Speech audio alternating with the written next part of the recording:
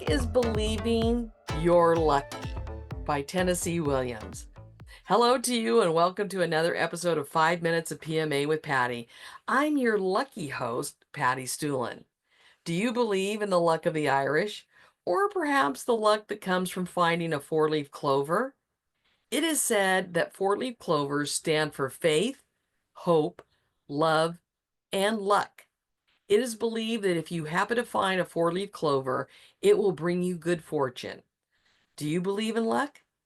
There have been many times throughout my life that I wish I was lucky, wishing I would win that 50-50 raffle, wishing to get that certain job, wishing to win big from a slot machine in Las Vegas. Wish I was lucky. The Oxford Dictionary defines lucky as having, bringing, or resulting from good luck. Similar words they give are fortunate, blessed, favored, charmed, prosperous. There are also the sayings of blessed with good luck or born under a lucky star. Do you believe you're lucky? There have been many times in the past that I would say that luck has not been on my side, or at least that was my first response to what had been happening. What it really comes down to is forgetting what the word luck stands for: faith, hope, love, and luck. As I sit here recording this week's podcast, I'm reminded of what each of those four simple words above mean to me in my life, and the reminder of how lucky I really am. So, what do you say we break it down? When it comes to faith, my faith has become stronger every day. Oxford Dictionary defines faith as complete trust or confidence in someone or something. As many of you know from the past podcast I've recorded, my complete trust and confidence is in God. I also have a lot of faith in the people I choose to surround myself with. I am very lucky that my entire life I've had my faith in God and those loved ones. I know it isn't or is the case for everyone. What defines faith for you? What do you have faith in? Do you have complete trust or confidence in someone or something? I know my faith is tested every day, and that is where I know that the next word comes into play: hope. During my 35 years of teaching and coaching, I cannot even begin to tell you of the number of kids I met that had no hope. They had no trust in anyone and no confidence in themselves. There are middle school kids and high school kids that I'm talking about.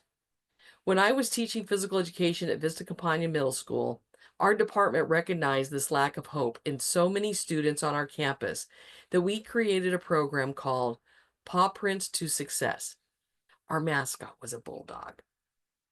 In this course, we taught the kids about goal setting, team building, self-confidence, and random acts of kindness, just to highlight a small part of the program. As the school year progressed, we could physically see a difference in most of the kids in their posture, and we could hear it in how they talked to others and their interaction with us, the teachers, and we could feel it. It was the feeling of hope.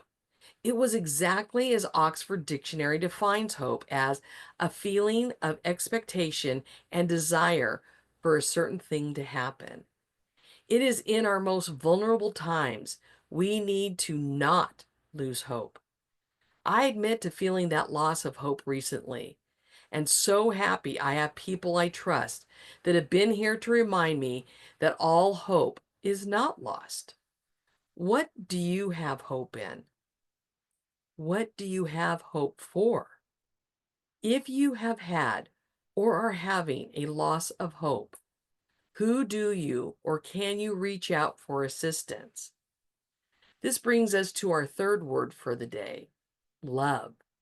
Once again, from Oxford Dictionary, we have the definition of love: an intense feeling of deep affection. Many times we only see the word love as an intimate relationship with someone. And when it comes to luck, relating to love, you may have heard the saying, lucky in love. For our purpose here, I want you to think about those you have a brotherly or sisterly love for, the things you love that bring about your passion and purpose for your life, and the love you receive from others that care about you. Love makes the world go round is a great statement. It basically means that life becomes better when we treat others lovingly. Part of the golden rule: never forget you are loved. Because you are loved, you are lucky. We will end this episode where we began, with the final word, luck.